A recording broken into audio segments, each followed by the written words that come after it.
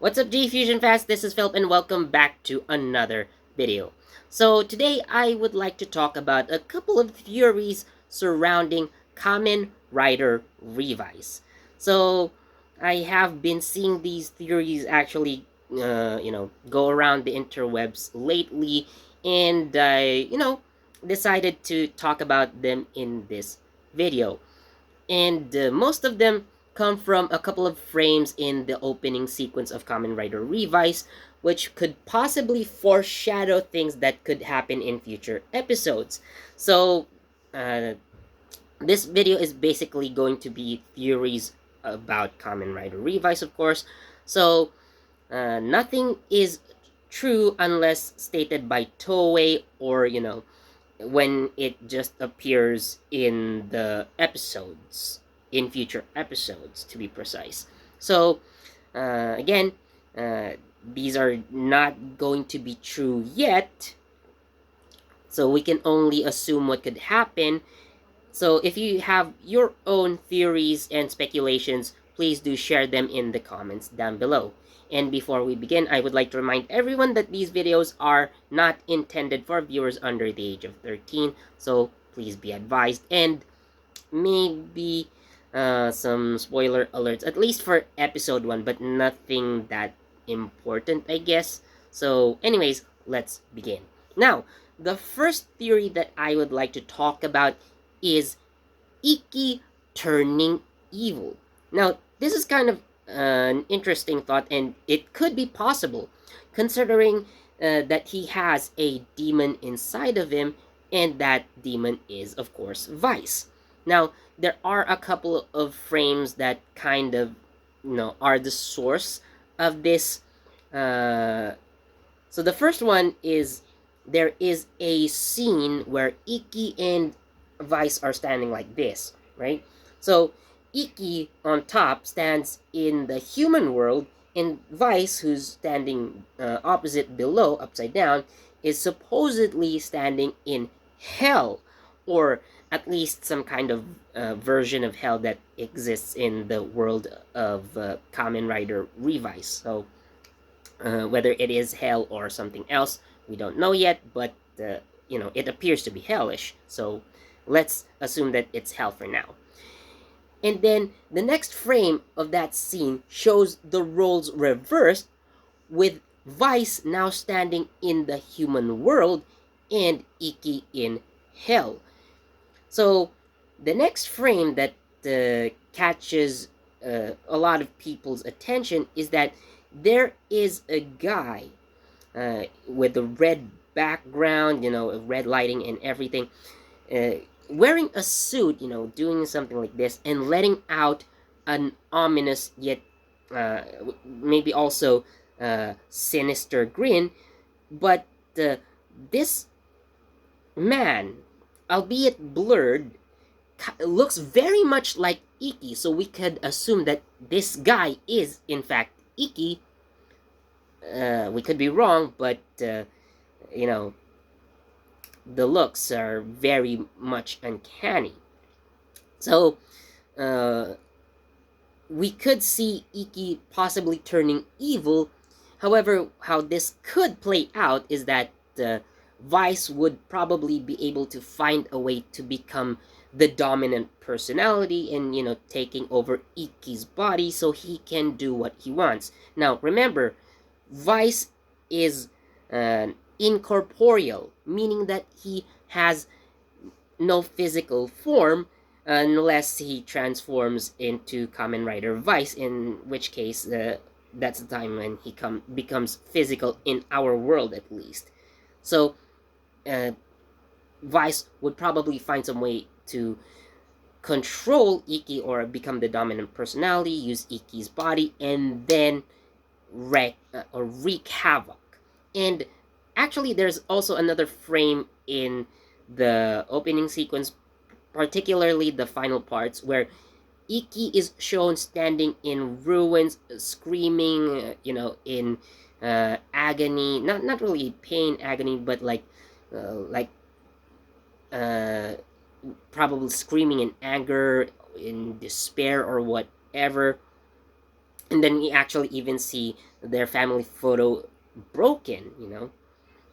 So we could see that Ikki causes some trouble, or at least this could be Vice controlling Ikki's body, and then Ikki realizing what happened. So this could probably be the case.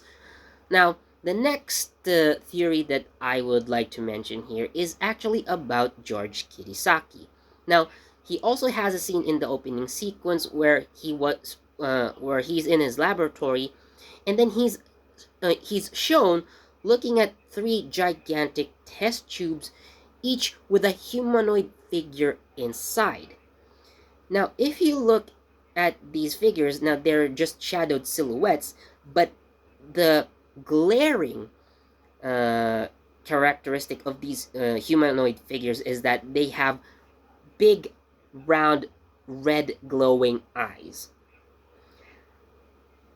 which are unmistakably Kamen Rider like in design. And if you do look at the outlines of these shadowed figures, they do look like Kamen Riders, particularly Ichigo, Kuga, and 01. Now, why these three in particular, you might ask? Now, if you haven't noticed, these are the first riders of their generation. Of course, Ichigo is the first Kamen Rider and also represents the Showa era. Kuga is the first Heisei Kamen Rider, and of course, Kamen Rider 01 is the first Reiwa Kamen Rider. Now, we do know that George Kirisaki is a fan of the Kamen Rider, so it's from, at least in that world, Kamen Rider exists as a show, or at least a TV series, similarly to how we watch it in our world, you know, in this real world. So, we do also know that the Vice stamps that Ikki uses as Kamen Rider Revice, so anytime he uses one of those Vice stamps, he transforms into a different form, which is not only based on an animal, but also of a Kamen Rider. So, are these, you know, initial designs for the Revice suit, or are these actually Kamen Riders that are trapped in George's laboratory? Uh, are these Kamen Riders kept for some more sinister experiments? We don't know yet, and we are going to have to watch out in future episodes, of course. So, the next couple of theories that I have are not really in the opening sequence, but rather observations, at least from the first couple of episodes, or at least, you know, episodes that have been shown so far. And these are particularly about Hiromi Wakabayashi and Ikki's brother, Daiji. So let's talk about Hiromi Wakabayashi first. So who is Hiromi Wakabayashi? So if you, so he's basically the captain of Phoenix. If you remember in episode 1, he's the guy who attempted to use the Revice driver and failed, causing the birth of the Rex or T-Rex dead man. So we do see that he's kind of obsessed with becoming a Kamen Rider himself. Now he attempted to use the Revice driver. That's already proof enough. While it's actually intended for Daiji, Ikki's brother, to be used. So there could be a tendency for him to switch sides and actually go to the dead man's side in order for him to become powerful, and probably he could become a villainous Kamen Rider in this situation. We don't know yet, but seeing how his personality goes, there is that build up to that path already, at least as far as I observe it.